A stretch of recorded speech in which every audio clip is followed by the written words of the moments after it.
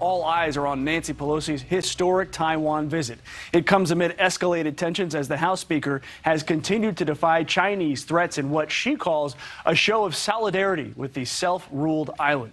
This morning, Beijing is fighting back with military drills, live fire military drills. According to the AP, the military maneuvers would take place in the waters and skies all surrounding Taiwan. They would include the firing of long-range ammunition in the Taiwan Strait.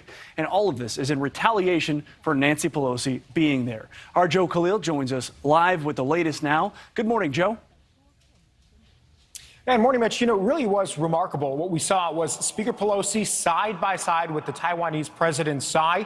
She gave a speech, she took some questions, and she also addressed Taiwan's parliament, talking to lawmakers there. And basically, she framed this, Mitch, as a choice that the world has to make between autocracies and democracies. And she held up Taiwan as a shining example of what a democracy, even in a region surrounded by or near autocracies, can look like. And, you know, we've heard that same type of rhetoric from President Biden a number of different times. That's a bipartisan message that Speaker Pelosi delivered there.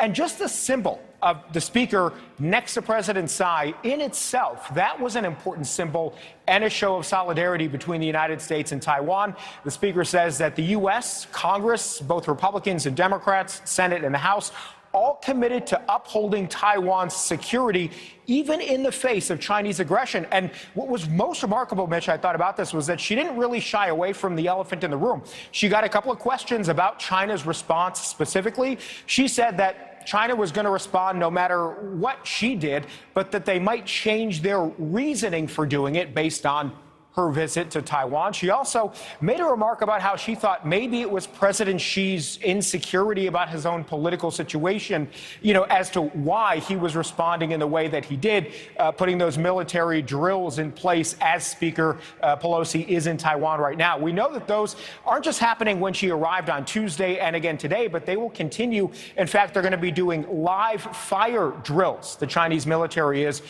up close to even 10 miles from the border with Taiwan in the strait there. So that is going to continue, but certainly a remarkable show from Speaker Pelosi and the Taiwanese leaders in the face of this Chinese aggression and sort of in defiance of the Chinese Communist Party.